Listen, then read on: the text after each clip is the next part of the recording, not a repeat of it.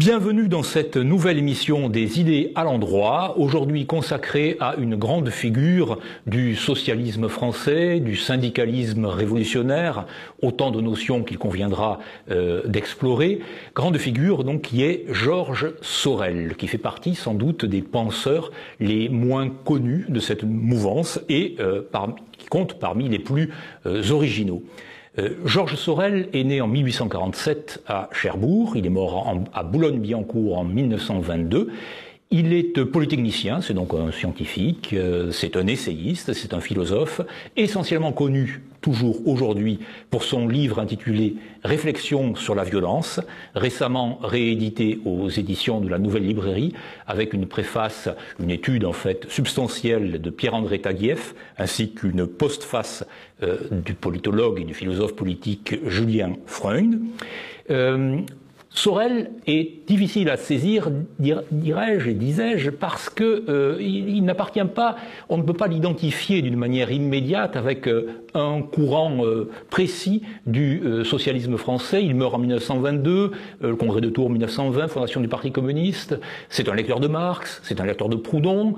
Ce n'est évidemment pas un réformiste, c'est un révolutionnaire. Mais de quel ordre Sorel apparaît comme une figure également, et c'est un des traits, je crois, marquants de sa personnalité, comme une figure solitaire, et peut-être même, peut-on dire, aussi paradoxal que cela puisse paraître, à certains égards, une figure aristocratique. Oui, pour cet ami du prolétariat, pour cet homme qui a lutté pour le prolétariat, eh bien, cet homme-là peut être aussi, je crois, qualifié par tempérament d'aristocrate. Alors pour en parler aujourd'hui, Olivier Dard. Olivier Dard, vous êtes historien, bien connu des téléspectateurs de TV Liberté, professeur à la Sorbonne. J'avais eu le plaisir de vous recevoir il y a quelques mois, en début d'année, pour une émission consacrée à Thierry Molnier.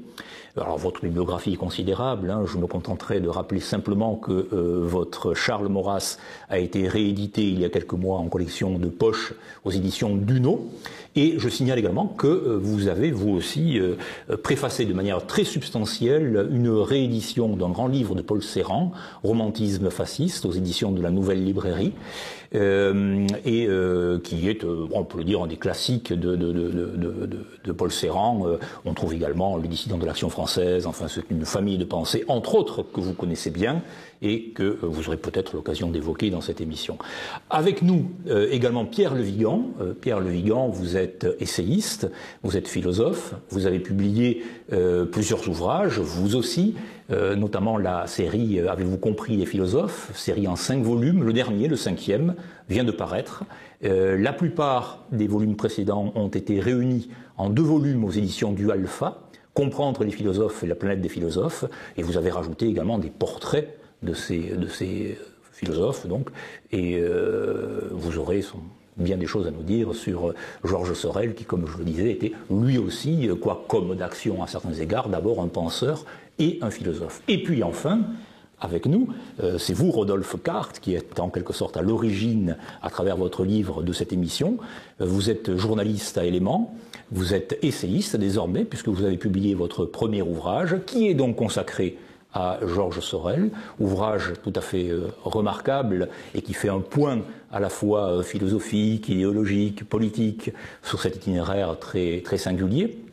Et votre ouvrage donc est sous-titré, donc Georges Sorel, le révolutionnaire conservateur. C'est une formule qui me paraît très intéressante parce que les difficultés, les ambiguïtés auxquelles j'ai fait référence en introduisant cette émission sont presque tout entières contenues dans cette formule-là. On parlait autrefois, comme ça, quand des mots s'excluent l'un l'autre, révolutionnaire, conservateur, d'alliance de mots. Alors, Rodolphe Carte, Georges Sorel, le révolutionnaire conservateur, c'est quoi un révolutionnaire conservateur? Même si par ailleurs on sait qu'en Allemagne il y a eu une révolution conservatrice, bon, c'est un peu plus tard, une décennie plus tard. Mais comment peut-on comprendre cette formule-là? Tout d'abord, on peut la comprendre par rapport aux sources intellectuelles de Sorel. On va retrouver chez Sorel des penseurs qu'on va dire socialistes, par exemple comme Marx ou Proudhon, mais on va aussi retrouver des figures plus conservatrices comme Hippolyte Taine, Ernest Renan et ce genre de choses.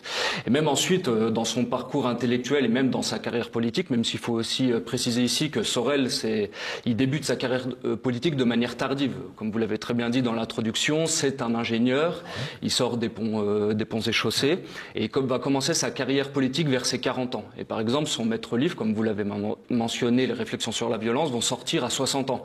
Donc il avait déjà, comment dire, un peu de bouteille, si je puis dire, de manière un peu triviale. Et donc oui, on va retrouver là aussi un parcours assez intéressant, parce qu'il va être à la fois marxiste, il va être ensuite révisionniste, ensuite il va s'intéresser à la révolution dreyfusienne, si je peux dire. Expliquer ce qu'est le révisionnisme en ce temps-là, hein, le marxisme révisionniste ou le socialisme révisionniste, c'est... Voilà, c'est tout un courant à partir, on va dire, de la fin du 19e siècle, où des penseurs comme Bernstein, par exemple, vont remettre en cause, comment dire, les perspectives évolutionnistes du matérialisme historique, sorte de loi historique d'enchaînement. Il y en a toute une, comment dire, une lignée de penseurs, notamment allemands et même français à la suite de Marx, qui vont reprendre les idées du maître, mais pour, entre guillemets, les critiquer, ce qui va ouvrir de nouvelles perspectives. Sorel sera donc de cette aventure. Oui. Ensuite, il va s'intéresser notamment au mouvement du syndicalisme révolutionnaire. Alors là, pareil, aujourd'hui, quand on regarde les mouvements syndicaux, on a plutôt l'impression comment dire, d'organisation un peu réformiste, alors qu'à l'époque, on a véritablement des affrontements. C'est les fameux gouvernements radicaux qui vont envoyer la troupe. On se souvient de toutes ces caricatures. Violent, voilà, exactement, de Clémenceau, par exemple. Et ensuite, dans cette évolution de Sorel, on va le retrouver ensuite après ce mouvement syndicaliste, par exemple, il va, comment dire, augurer un certain rapprochement avec la droite monarchiste. Donc là, on va tout avoir une... C'est très étonnant, oui. Oui, exactement. Même s'il y aura jamais, comment dire, d'assimilation complète. Justement, Sorel va conserver ce pas de côté, cette mise à distance qui sera très intéressante. Et même sur la toute fin de sa vie, on va même le voir, comment dire, esquisser un rapprochement du côté même des bolcheviks. Il y aura ce texte pour Lénine en 1919 qui sera très intéressant, où là, il prend le parti justement des bolcheviks. Donc on voit à travers ces exemples, à travers ces sources intellectuelles et même son cheminement, d'engagement politique, il y a toute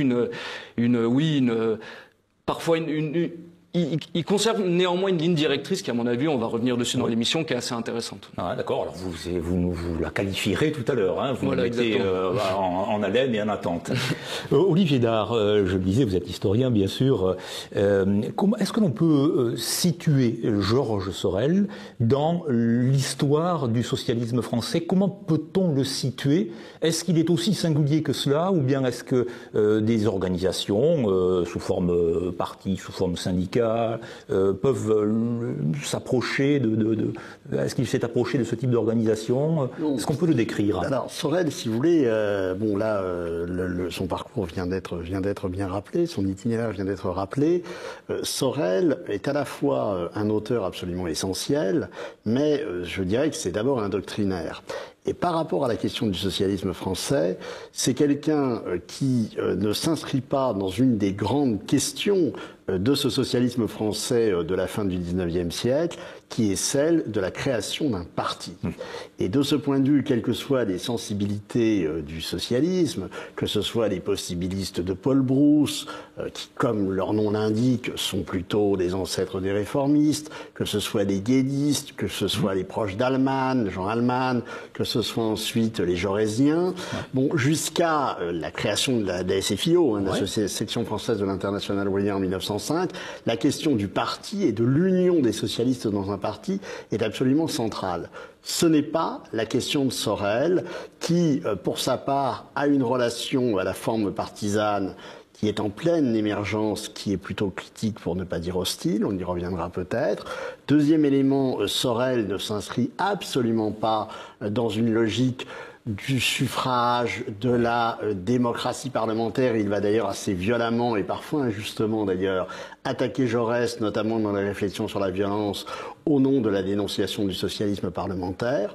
Mais, troisième élément, Sorel présente pour un certain nombre d'observateurs, et pas seulement en France, mais aussi et peut-être d'abord à l'étranger, de ce point de vue, la qualité, en quelque sorte, d'être un lecteur important de Marx. Et de ce point de vue, le livre de Rodolphe Carte en parle un peu, en évoquant l'Italie, l'Allemagne, etc. On pourrait d'ailleurs ajouter d'autres pays, mais Sorel est un homme qui a beaucoup de retentissement à l'étranger, qui a été beaucoup lu à l'étranger, et pas seulement en France, et qui est considéré, c'est très important, par la social-démocratie allemande, qui est véritablement, cette social-démocratie allemande, le lieu cardinal de l'expression du marxisme, dans sa diversité, qu'il soit orthodoxe avec Kautsky, révolutionnaire davantage avec Luxembourg, Parvus, ou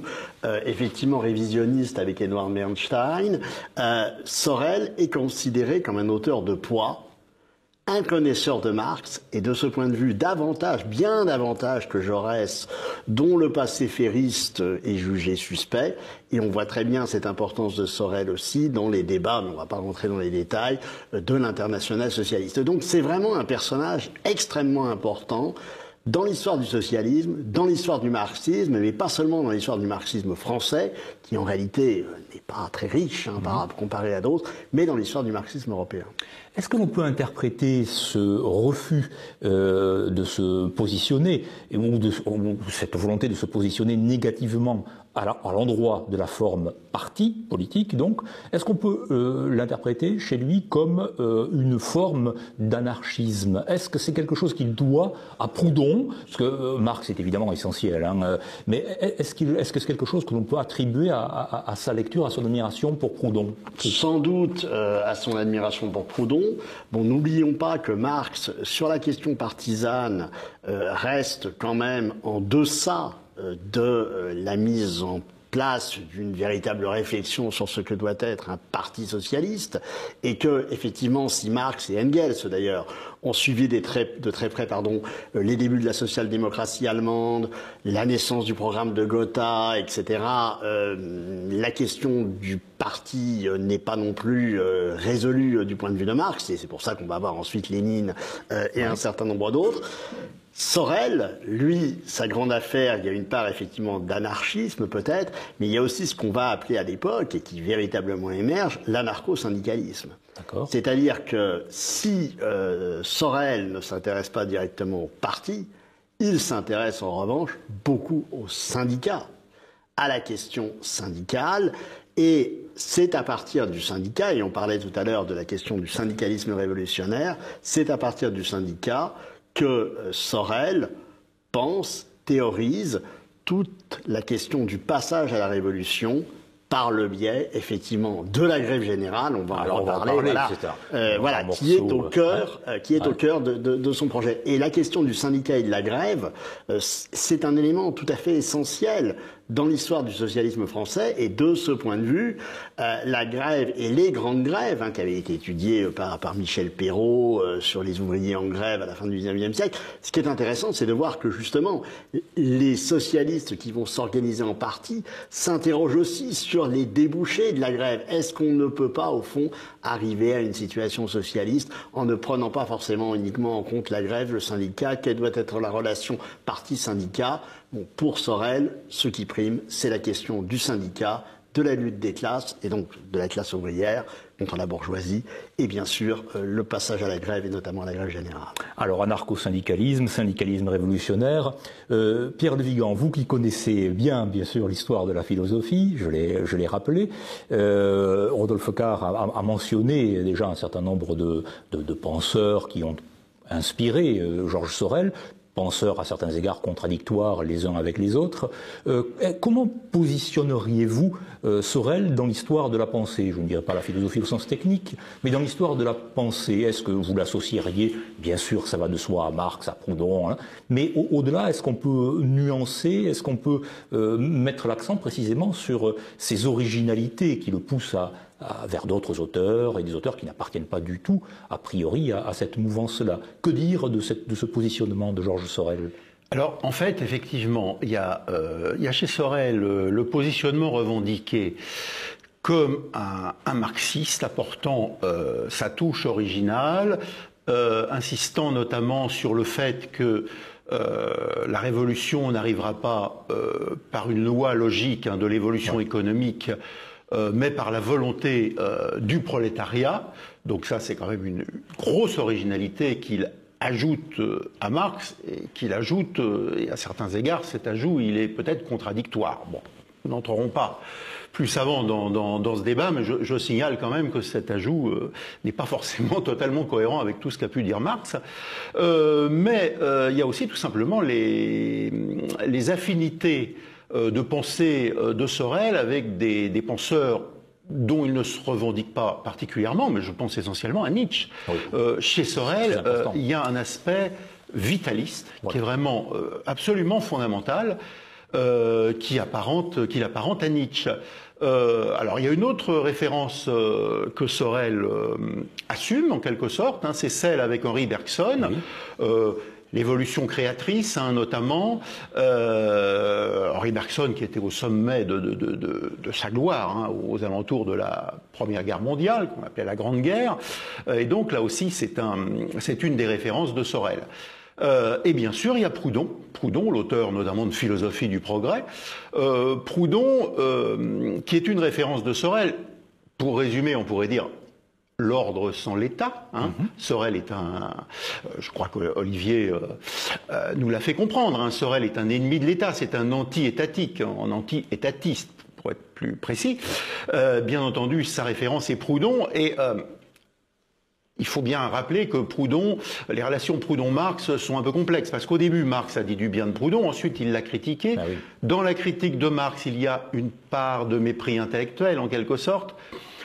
Mais finalement, les idées de Marx ne sont pas si éloignées que ça de celles de Proudhon, puisque quand Marx fait l'apologie de la Commune de Paris, eh bien, on sait très bien que la Commune de Paris correspond avant tout à un modèle que l'on appelait à l'époque proudhonien, c'est-à-dire finalement communaliste, fédéraliste. En tout cas, ce qui est certain, c'est que Marx n'avait pas de sympathie pour l'étatisme, alors que le marxisme appliqué avec l'Union soviétique est devenu un modèle étatique.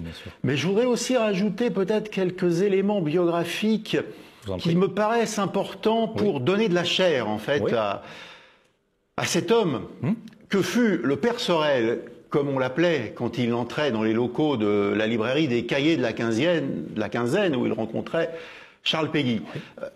On l'a dit, Olivier et Rodolphe l'ont rappelé, il est né en 1847, il abandonne sa carrière d'ingénieur polytechnicien en 1891 à 44 ans. C'est-à-dire que finalement, c'est qu'à partir de quasiment de la cinquantaine qu'il commence à travailler en autodidacte, dit-il lui-même, hein, il le revendique, sur des questions intellectuelles. Il publie une quinzaine d'ouvrages, dont des choses comme des études sur Ernest Renan, comme une étude sur la Bible, donc des choses qui partent dans des directions relativement variées. Son intérêt d'ailleurs pour la religion, pour la philosophie et pour la métaphysique est réel. Le terme de métaphysique apparaît d'ailleurs dans les réflexions sur la violence. Absolument. Là aussi, c'est un des éléments... Son intérêt pour le fait religieux est réel. Et Georges Sorel est aussi un esprit cosmopolite au sens de l'époque, c'est-à-dire qu'il s'intéresse beaucoup à la pensée allemande, il a écrit sur le socialisme allemand, il intervient dans les débats allemands, comme l'a rappelé Olivier. Au départ, Georges Sorel est plutôt proche de Bernstein, du marxisme révisionniste de Bernstein, sachant que Bernstein n'était d'ailleurs pas un révisionniste au tout début, puisqu'il était proche d'Engels, en 1895, donc en fait... tous ces gens-là ont été des orthodoxes qui ensuite sont devenus révisionnistes. Quand Bernstein est devenu révisionniste, il a été critiqué par Kautsky, qui est ensuite devenu révisionniste et qui a hérité par Lénine du qualificatif le renégat Kautsky. Georges Sorel a d'abord été jaurésien, finalement, assez proche de Jaurès. Il a été dreyfusard et ensuite il est devenu un peu comme Péguy, un très fort parallèle à faire entre Sorel et Péguy. Il est devenu très anti-jaurétien parce que pour lui, Jaurès représente le socialisme politicien. Un autre élément qui n'est pas si anecdotique que ça, Georges Sorel, qui est issu d'un milieu bourgeois, plutôt d'un milieu de droite monarchiste. Hein. Dans les trois droites de Raymond, ça serait plutôt la droite révolutionnaire, le milieu familiale de Sorel, c'est pas la droite orléaniste. Lui-même commence dans... Et c'est pas la droite bonapartiste. Dans ce milieu-là, enfin, le jeune Sorel, oui, tout à fait, il est tout vraiment à fait. intégré à ce milieu. Tout à fait. Donc c'est d'ailleurs pour ça que les gens de ce milieu, en général, ne vont pas dans la finance, parce qu'ils ne sont pas orléanistes. Ils ne vont pas dans la politique, parce qu'ils ne sont pas bonapartistes, et ils vont plutôt dans le service de l'État, qui, en quelque sorte, obéit à une certaine loi de neutralité. Hein, polytechnicien, c'est avant tout un serviteur de l'État. Et ensuite, il faut savoir que Georges Sorel a épousé une femme de milieu populaire, oui. Par réaction contre la bourgeoisie, contre les défauts de la bourgeoisie, même s'il venait sociologiquement d'un milieu bourgeois. Sa femme meurt en 1897, Sorel est inconsolable, il y a vraiment tout ce côté biographie personnelle qui est important. Il faut savoir que les valeurs de Sorel, c'est la morale. Alors on va en parler, hein, on va venir à ce versant-là après qui est très important. La morale, et il rejoint Proudhon par exemple, aussi dans la critique de la pornocratie. Oui. Enfin, voilà. Ça aussi, on va l'aborder. Mais donc Sorel en fait, c'est un sensitif. Il faut bien voir ça. Sous ses aspects de pur intellectuel, c'est un hypersensible et un sensitif. Alors Rodolphe Carte, vous aviez dit, et Olivier Dard l'a précisé également, que ce marxiste un peu singulier se défiait de ce qu'on appelait le socialisme scientifique et de ce que l'histoire pouvait avoir d'inéluctable dans son déroulement avec cet avènement quasi messianique de la société sans classe. Et pourtant lui-même, d'ailleurs, Sorel est un scientifique, on l'a dit, hein, un polytechnicien. Quelle est la part de la volonté, quelle est la part des aspirations, du désir je glisse peu à peu du côté de tout ce qui n'est pas de l'ordre de la raison, de tout ce qui n'est pas de l'ordre de la rationalité. On a parlé de Bergson, de l'intuition bergsonienne, et de la grève évidemment, et puis de cette grande idée du mythe. Hein. Sorel, c'est quelqu'un qui se défie de ce socialisme scientifique, de cette application de la raison, de la façon la plus rigide et la plus étroite qui soit. Que peut-on penser de ce socialiste si particulier? Pour en revenir à ma première intervention, quand j'ai parlé de cette ligne directrice, il y a un maître mot qu'on n'a pas encore évoqué chez Sorel, c'est l'idée de décadence. Alors, absolument, on a parlé, et à juste titre, de l'autonomie ouvrière, du parti ouvrier, de la violence, du mythe mobilisateur, de cet ensemble. Et à mon avis, l'idée sous-jacente à toute sa philosophie, c'est l'idée de décadence. Dans le système historique de Renan, qui est un de ses premiers livres, il revient sur l'idée de décadence du peuple juif et sur la montée comme ça, entre guillemets, de la société chrétienne. Dans le procès de Socrate, il parle de la décadence du monde grec. Dans la ruine du monde antique, il revient sur la Rome antique, pareil, sur l'idée de décadence. Les réflexions sur la violence sont, pareil, une historiographie de l'idée de décadence, mais du monde bourgeois. Et même à la toute fin, dans l'idéologie, dans les illusions du progrès, il revient justement encore sur cette idée de décadence, mais sur... pour la social-démocratie en fait. Ouais. Donc c'est vraiment cette idée comme ça qui va, c'est fondamental. Oui, qui va parsemer et même j'ai envie de dire qu'en actualité avec aujourd'hui. On a réédité dernièrement le livre de Julien Freund de la décadence aux éditions du Cerf, il me semble. Tout à fait. Un an plus tôt, Pierre-André Taguieff a sorti un petit livre pareil sur l'idée de décadence et puis aujourd'hui c'est un vocable qui revient quand même assez souvent. Décadence de la France, de l'Europe, décadence démographique. Voilà, donc c'est vraiment cette idée qui va comment dire animer Sorel. Parce que Sorel, par exemple, n'a pas du tout ce réflexe, si je puis dire, gauchiste, d'attaquer la bourgeoisie en tant que classe dominante, parce qu'elle serait au-dessus, qu'elle serait forcément oppressive ou négative. Justement, lui, ce qu'il reproche à cette classe dominante et d'élite, c'est qu'elle n'est plus, et là, c'était une critique qu'on retrouvait déjà chez Nietzsche, dans cette idée de la naissance de la tragédie, son livre de 1871, où il reprenait en disant que les élites n'assument plus leur rôle quelque part. Ce qui est assez drôle, parce que quand même, si on fait un comparatif entre la bourgeoisie de l'époque et notre bourgeoisie actuelle, qu'est-ce qu'il dirait? Parce que l'époque, la bourgeoisie d'où vient, comme l'a très bien rappelé Pierre Le Vigan, Sorel, c'est une bourgeoisie quand même encore robuste, qui a certaines valeurs. C'est la bourgeoisie qui est héritée de la monarchie de Juillet, c'est une bourgeoisie qui était très matérialiste. On se souvient par exemple des pièces de théâtre de La Biche, qui le prend sous sous l'angle, comment dire, humoristique, mais qui sont très révélatrices. C'est une bourgeoisie qui va de l'avant. Par exemple, on peut retrouver une glorification, par exemple, des capitaines d'industrie américains chez Sorel. Là aussi, on voit que c'est très étrange. Oui, c'est aussi l'homme héroïque. Hein, exactement. C'est pour ça qu'à travers ces livres, on va avoir une évocation des premiers chrétiens qui avaient cette capacité de résistance contre le joug de la Rome antique. Il va aussi faire des éloges, par exemple, vis-à-vis de la société hoplitique, avec cette confrontation dans les Thermopyles, les Spartiates, ou même, par exemple, avec les grognards de Napoléon. Donc on sent vraiment que c'est Sorel, comme l'a très bien aussi rappelé Pierre Le Vigan, il est animé par cette pensée donc de Bergson, mais aussi par un philosophe qui est peut-être encore moins connu, qui est Giambattista Vico. Oui, c'est un philosophe du XVIIe siècle, napolitain et italien, et qui avait parlé, comment dire, il avait une vision de l'histoire de manière cyclique. On n'est plus dans la vision eschatologique, comme on a pu l'avoir avec, comment dire, les écrits chrétiens, dans une perspective de cycle, on dit, entre guillemets. Corso et ricorso. Voilà. Le cours et le recours. Exactement. Donc c'est pour ça que Sorel, quand il va, entre guillemets, devenir, entre guillemets, ce penseur du syndicalisme révolutionnaire, c'est parce qu'il sent qu'il y a un foyer potentiel d'énergie. C'est ça qui va l'intéresser. Et quand ensuite il va se tourner vers cette jeunesse d'action française avec les Camelots du Roi, ces jeunes qui donnent de la canne, qui vont comment dire, qui vont, au feu, si je puis dire. C'est là aussi que ça va l'intéresser. Donc là, je pense que c'est cette idée vraiment qui va tout le temps revenir chez Sorel, c'est il va où il y a de l'énergie et il recherche entre guillemets ce foyer potentiel qui pourrait renverser cette société bourgeoise qui s'est engourdie, qui a mis les chaussons entre guillemets de la sécurité et de ce genre de choses. Oui, l'énergie, c'est un grand mot barésien aussi, puisqu'on est à évoquer les penseurs très très différents qui ont inspiré Sorel. Le roman d'énergie, c'est le professeur d'énergie, Barès. C'est le roman de l'énergie nationale. C'est aussi une manière pour Sorel en tout cas pour nous, de le caractériser, de le définir, et qui est inattendu. Et là, c'est peut-être une aporie qu'on peut retrouver dans le système sorélien.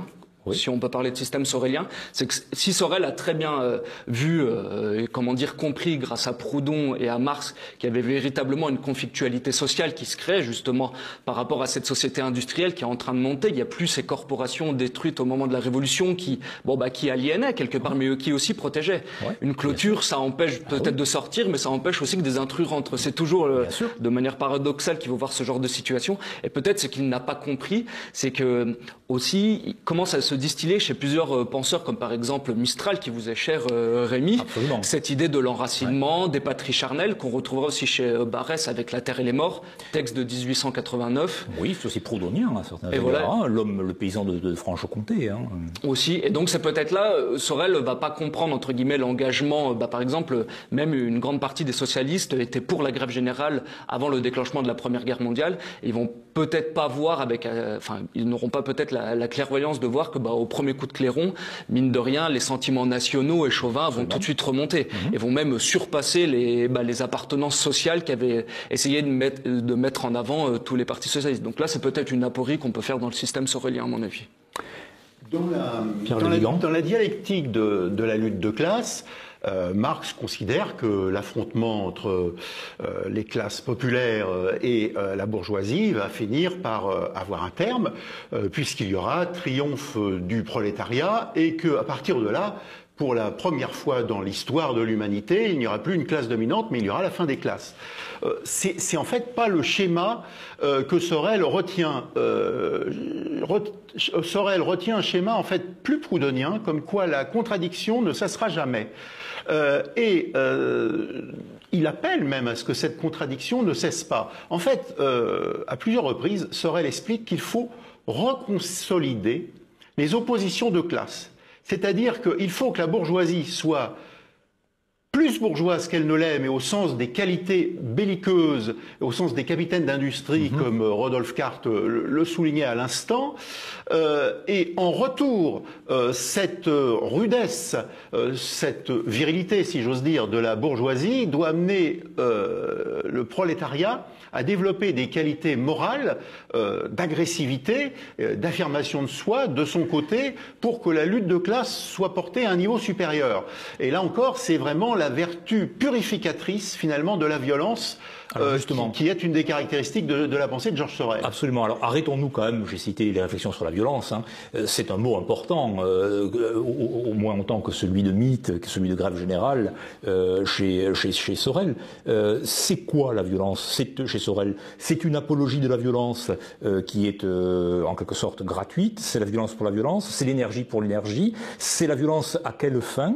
Est-ce que c'est une manière aussi pour lui, en mettant en avant l'idée de violence, de faire rebrousser chemin à cet empire de la raison, de la rationalité bourgeoise et de la rationalité commerciale? Comment peut-on interpréter ce sens de la violence chez Sorel? Je pense que c'est un commentateur comme Isaiah Berlin qui a trouvé véritablement l'équivalence qui convient de l'approche sorelienne par rapport à la violence. Il le pense, la violence comme un moyen de résistance.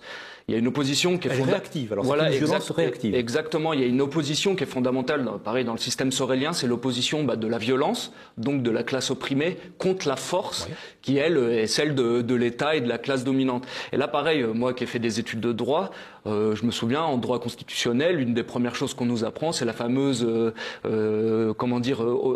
détermination par Max Weber que l'État a donc le monopole de la violence légitime. Ce qui est intéressant chez Sorel, c'est qu'il va renverser cette proposition. Pour lui, la violence qu'on considère tout de go comme illégitime va au contraire dire non, elle est légitime, et au contraire, en face, c'est la force et c'est le carcan que va poser comme ça la société, mais qui a un carcan qui n'est pas que physique. C'est là où il est pertinent. Il a une vision aussi sur l'aspect moral et sur l'aspect du droit.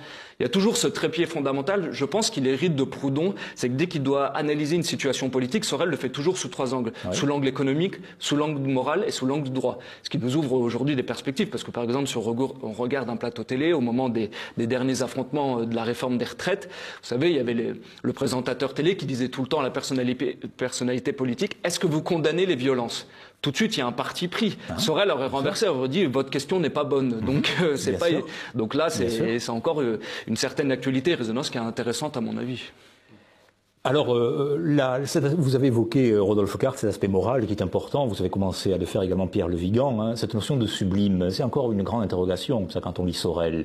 Pourquoi? C'est quoi le sublime? C'est une forme d'héroïsme, c'est une manière de sortir du prosaïsme bourgeois et du matérialisme bourgeois. Cela se rattache au courant vitaliste, héroïque. Vous évoquiez également, Pierre Le Vigan, la personnalité de Sorel. Il me semble être un homme d'une grande rigueur également, lui-même, hein, d'une grande rigueur morale. Ça aussi le rapproche d'ailleurs de Péguy, hein, que l'on a évoqué. Comment comprendre ce... Je reprendrai volontiers ce que vous avez dit, Rémi. Effectivement, le sublime, c'est une forme de rigueur morale, c'est une forme d'exigence. Sorel n'est pas un apologiste des masses. C'est ce qu'il faut bien comprendre, parce qu'il parle de la nécessaire violence du prolétariat, mais en fait, il considère que dans le prolétariat, des individualités doivent émerger. Il insiste vraiment beaucoup sur cette notion d'individualité.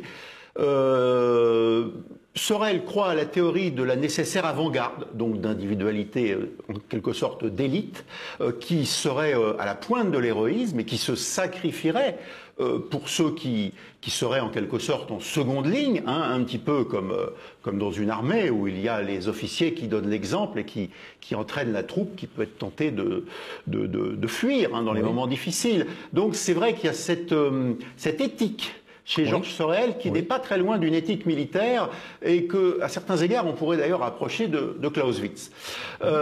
Et donc, effectivement, pour Sorel, fondamentalement, il doit triompher une éthique de l'héroïsme, du don de soi et de la perfection. Alors, il insiste beaucoup sur le fait que le socialisme, selon lui, c'est que le travailleur travaillera en visant l'excellence de son travail, de son savoir-faire, hein, de l'objet qu'il produit, de l'objet artisanal qu'il va nous présenter, et que libéré de la médiocrité bourgeoise, parce qu'il insiste plus sur la médiocrité de la domination bourgeoise que sur ce caractère même de domination.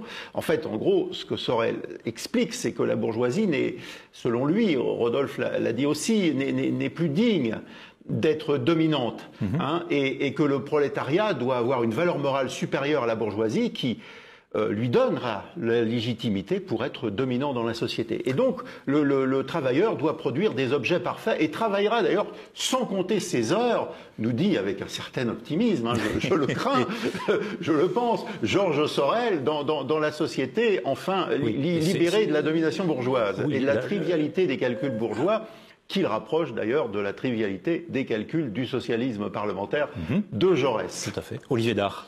Oui, non, je souscris tout à fait à ce que vient de dire Pierre.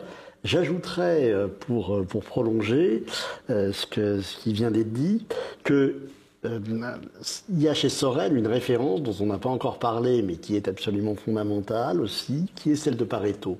Oui. C'est-à-dire que Sorel inscrit son propos dans une conjoncture et dans un contexte où un des grands débats du temps, c'est la question des élites. Oui. Et Pareto est un des grands théoriciens des élites. On parlait de Julien Freund. Julien Freund était un très très grand connaisseur de Pareto. Et le débat sur les élites entre Pareto, Mosca, Gaetano Mosca est un des grands débats de l'époque. Et ce rapport de Sorel aux élites amène à voir deux choses. La première, c'est que pour Sorel, l'histoire, on l'a dit tout à l'heure, mais l'histoire elle est cyclique. Oui. Et la question des élites est aussi une question cyclique.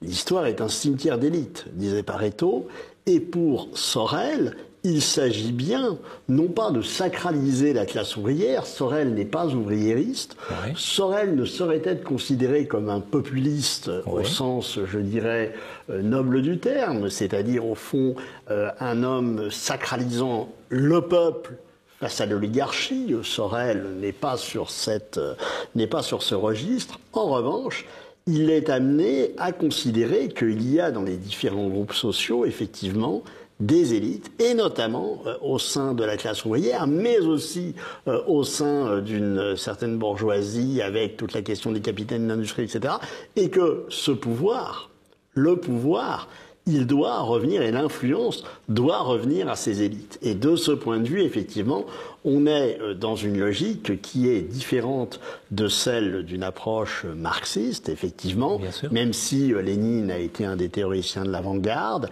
Mais de ce point de vue, Sorel a bien sa personnalité, son originalité. Il l'a aussi d'ailleurs du point de vue de son rapport à l'histoire et à l'évolution, parce que on rappelait tout à l'heure l'importance de l'économie chez Sorel. Oui mais quand même.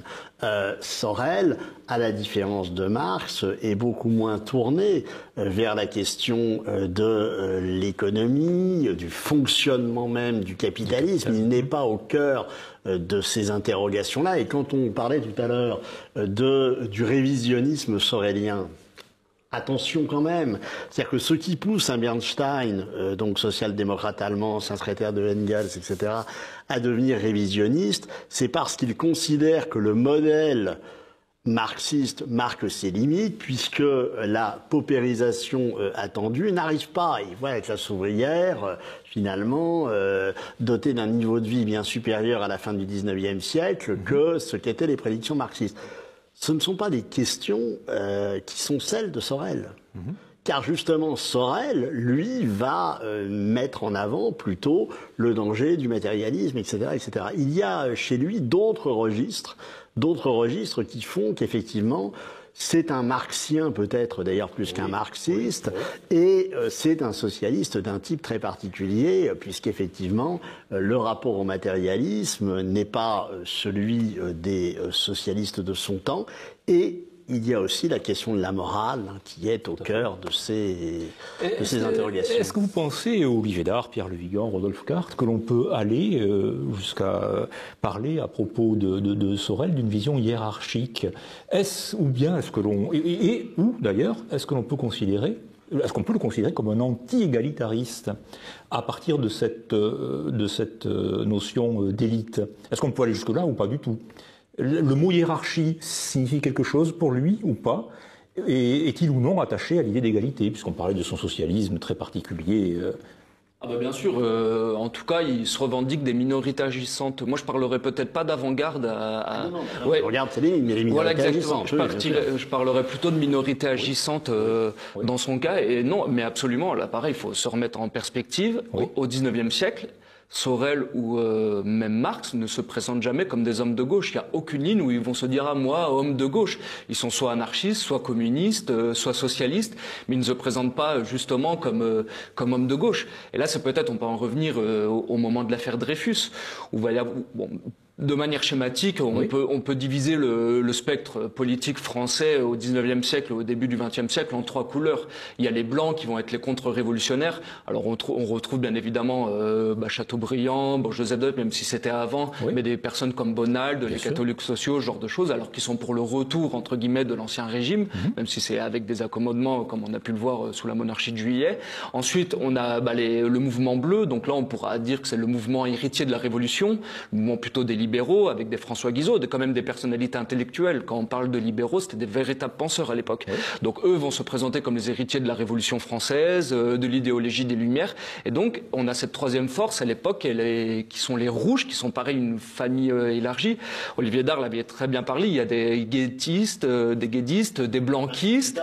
Oui, mais avant c'est Blanqui, effectivement. Voilà, exactement. On a vraiment et ces personnes-là, si vous les dites vous êtes de gauche, ils vont vous dire bien sûr que non. Et donc à partir de ce moment-là et à partir justement de l'affaire Dreyfus, on a une tentative d'arrimage de ces dont Jaurès par exemple, de ces représentants de la Révolution qui vont essayer de prendre à leur compte les forces justement syndicalistes, anarchistes, ce genre de choses, pour essayer de faire une opposition de bloc entre d'un côté les rouges et les bleus contre les blancs, contre le parti de la réaction qui à l'époque le sabre et le goupillon, c'est l'Église, c'est l'armée, c'est ce mouvement réactionnaire entre guillemets. Donc là je pense moi que ça a consommé l'élan, cet élan qu'il y avait un peu dans le mouvement socialiste, qui n'était absolument pas sur les thèses du libéralisme, qui sont plutôt anti-libérales, entre guillemets, même si par contre ils vont se revendiquer aussi d'un certain héritage, par exemple sur le droit de la presse. Là ils vont pas rejoindre, donc on voit que c'est vraiment une période qui est assez, qui est en tout cas beaucoup plus profonde qu'aujourd'hui. Aujourd'hui on se déclare de droite ou de gauche, libéral ou exactement, alors qu'à l'époque justement on avait des personnes qui étaient vraiment transidéologiques, si je puis dire, mais dans le bon sens du terme, parce que cela n'empêchait pas d'avoir une certaine identité non plus, une certaine personnalité. Bien sûr, et au combien, et même aux rigueurs. Vous aviez commencé votre propos, Olivier Dard, en parlant de ces lectures européennes de Sorel, peut-être plus encore que françaises. Que peut-on dire de la postérité de Sorel, postérité assez variée, parce qu'il a été lu par des personnalités politiques, y compris de grands acteurs de l'histoire du XXe siècle et du début du XXe siècle, ou de la première moitié du XXe siècle, qui sont très, très, très différents les uns des autres. Quelle postérité pour Sorel chez les grands acteurs de l'histoire? Disons que la postérité de Sorel est réelle, mais je dirais qu'elle dure finalement assez peu de temps.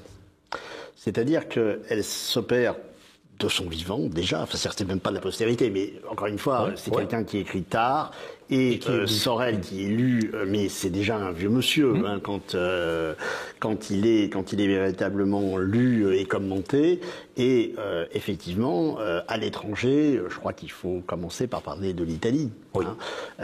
En Italie, Sorel a un rôle extrêmement important, parce qu'il peut être à la fois lu effectivement par les Rouges, mais il va être lu aussi par Mussolini, et Sorel a pu être considéré comme un des pères du fascisme, avec d'ailleurs un certain nombre d'autres. Et ce qui est très intéressant, c'est d'observer d'ailleurs à quel point c'est ce rapport de Sorel à l'Italie, au fascisme, a, d'un certain point de vue, marqué l'historiographie, puisque, on parlait tout à l'heure des travaux de Joseph Sternel, c'est bien l'idée d'un préfascisme français générateur du fascisme italien, mais oublions un instant Sorel, c'est un discours qui est tenu en France, bien avant Sorel, par Georges Valois. Quand Georges Valois va voir le Duce au début des années 20, que lui explique-t-il? Eh bien, que c'est la France et Sorel, et notamment, qui ont inventé le fascisme. Le Duce le regarde en disant que c'est quand même lui qui a mis le bébé dans le berceau, bien. Et moins connu mais très intéressant, il y a un grand colloque en 1935 franco-italien sur le corporatisme. Et les Français qui vont à Rome, à ce moment-là, c'est une opération de propagande menée par le régime. Qu'est-ce qu'ils essayent d'expliquer et qu'ils s'emploient à expliquer à un certain nombre de responsables italiens? C'est que c'est la France qui est à l'origine, effectivement, grâce à Sorel, du corporatisme fasciste, etc. Et là, évidemment, je ne vais pas rentrer dans les détails ici, mais il y a débat. Mais les mêmes en France, en réalité, ces héritiers de Sorel dans les années 30, donc c'est Pierre Andreu dont vous parlez, qui est à l'époque tout jeune, c'est Achille Dauphin-Meunier, c'est des gens de la revue L'Homme Nouveau, etc.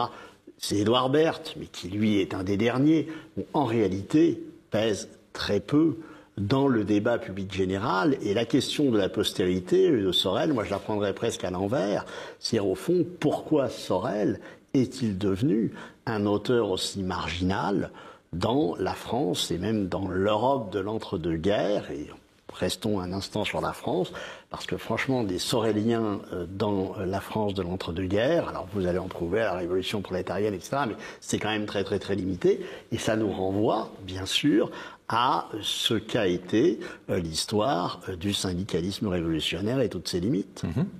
Et donc là, évidemment, l'échec des années 1906-1909, il est terrible. Il est terrible pour Sorel, les Soréliens, et pour tout ce qui s'ensuit. Et tout ce dont nous parlons à propos de Sorel sur la morale, son rapport à Socrate, à Nietzsche, etc., on le retrouve dans certains ouvrages qui peuvent lui être consacrés. Pierre Lasserre s'est intéressé à Sorel, etc. Mais Sorel, c'est devenu un objet d'étude. Ce n'est plus, finalement, un auteur qui va être mobilisé pour lui-même, donc assez rapidement après sa mort. Rodolphe Cars, la postérité de Sorel, vous l'analysez à peu près de la même manière.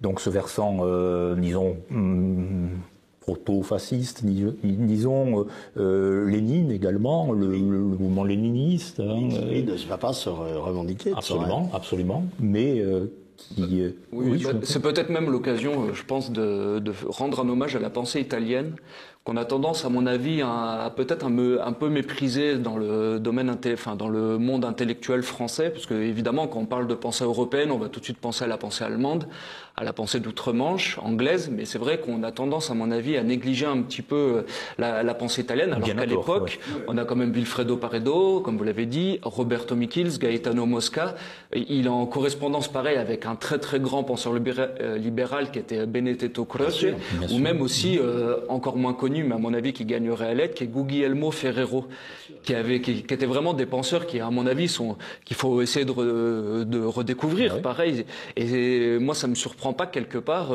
Sorel, mais même aujourd'hui, on peut faire le parallèle avec Alain de Benoît, ça a été des personnages qui sont vraiment, comment dire, Alain Benoît est peut-être notre intellectuel encore, le plus grand intellectuel français qu'on ait aujourd'hui. Ils sont redécouverts à l'étranger, donc là, c'est peut-être aussi qu'il y a eu un problème. Notamment en Italie, concernant bien sûr. Benoît aussi, bien sûr. Alors, bien évidemment, comme Olivier Dard l'a dit, la reprise, ou comment dire, le mythe de la grève générale est quelque peu mal vieilli. Même aujourd'hui, on est dans le troisième âge du capitalisme, après le capitalisme de consommation industrielle. Aujourd'hui, on est dans un capitalisme financier. Évidemment que bon, l'arrêt complet des usines provoquait peut-être moins de remous au niveau social, quoique les raffineries, on a bien vu que ici, on peut influencer. Mais bon, aujourd'hui, les syndicats sont absolument réformistes. Ils sont plus du tout dans cette logique de rupture. Il n'empêche, par contre, je pense que certaines approches de Sorel, notamment au niveau de la violence, de la violence même du mythe, mobilisateur, peut-être pas de la grève générale, peut-être, ou même la notion justement de décadence, je pense qu'on a quelques clés, ou en tout cas quelques voies sur lesquelles Sorel nous a mis et qu'on aurait tout intérêt à redécouvrir, à mon humble avis. Absolument. Pierre Le Vigan, vous êtes d'accord? Alors, à propos du fascisme, alors très clairement, Mussolini a essayé d'annexer Sorel, en évitant évidemment de dire que cela menait à donner des racines françaises au fascisme italien. Mais il a toutefois essayé d'annexer Sorel, qui était quand même une pointure intellectuelle importante à l'époque.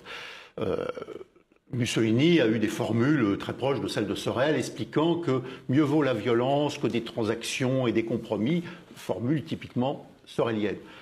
Toutefois, ce qu'il ne faut pas oublier, c'est que Sorel est mort en août 22. Il n'a pas eu le temps de porter un jugement sur le fascisme au pouvoir. La marche sur Rome est d'octobre 1922.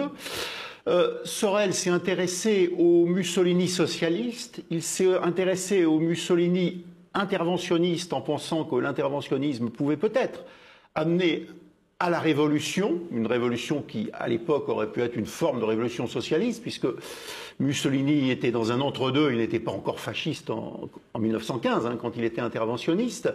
Il était d'ailleurs considéré, Mussolini, comme un grand dirigeant par Lénine.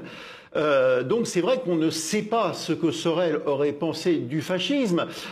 En tout cas, il aurait certainement été critique vis-à-vis de l'étatisme revendiqué par la doctrine de Mussolini. Tout dans l'État, rien en dehors de l'État.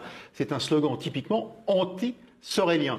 On a tout de même un indice intéressant, c'est qu'il y a eu de 1920 à 1924 une expérience politique originale, autonome. C'est l'État libre de Fiume, la régence du Carnero. Or, Sorel en parle de manière extrêmement critique, de manière extrêmement négative. Et pourtant, pour le coup, c'était un fascisme qui n'était pas étatique. Donc, on a quand même le sentiment que Sorel était insatisfait de tout ce qui s'incarnait la plupart du temps en politique. Quant aux relations avec Lénine, effectivement, dans l'appendice à la réédition des réflexions sur la violence de 1908, réédition de 1919, Georges Sorel dit tout le bien qu'il pense de Lénine à la fois comme théoricien marxiste et comme quasi-chef d'État en 1919. La réciproque n'est toutefois pas vraie, puisque Lénine ne cite Sorel qu'en 1909 dans Matérialisme et empiriocriticisme pour dire Georges Sorel, cet esprit brouillon. Donc décidément, Sorel, il y a vraiment un problème de réciprocité. Voilà. Olivier Dard, vous vouliez rajouter ? Juste ajouter par rapport à l'Italie un nom quand même qui là aussi a contribué à entretenir toutes les ambiguïtés, c'est celui d'Hubert Lagardelle, qui effectivement fut le responsable du mouvement socialiste, fut un sorélien, etc., qui ensuite finit ministre de Vichy, après avoir été le grand homme de l'organisateur du colloque de 1935 en Italie sur le corporatisme. Donc de ce point de vue, les cartes sont constamment brouillées. Et effectivement, comme le rappelait Pierre, Sorel meurt avant la marche sur Rome. Donc essayons de ne pas trop faire parler les morts, s'il vous plaît. Oui. Rodolphe Cart, un dernier mot. Oui, non, peut-être justement sur cette accointance entre le sorélisme et le fascisme, peut-être rendre hommage ici à Jacques Julliard, Absolument. Qui a, à travers ses travaux et qui se revendiquait d'une part de Sorel, a comment dire cassé toutes ces théories un peu fumeuses d'un pré-fascisme chez Sorelien, en tout cas français. Donc voilà, c'était nous avons appris l'occasion de le faire. Voilà. Le décès de Jacques Julliard, effectivement, le jour même où nous enregistrons cette émission. Rodolphe Cart, Olivier Dard, Pierre Le Vigan, merci beaucoup pour votre participation. Je rappelle en particulier le titre de votre ouvrage, Rodolphe Cart, Georges Sorel, le révolutionnaire conservateur. C'est aux éditions de la Nouvelle Librairie. J'espère que nous aurons donné envie de découvrir non seulement votre essai, Rodolphe Cart, mais également les réflexions sur la violence et réédité donc par l'édition de la Nouvelle Librairie. Et donc, pourquoi pas, pour ceux qui, parmi nous, ont conscience que bien des choses se jouent en ce moment, y compris dans le registre de la décadence, eh bien, faisons confiance à ce professeur d'énergie qu'était Georges Sorel. Merci beaucoup et à très bientôt.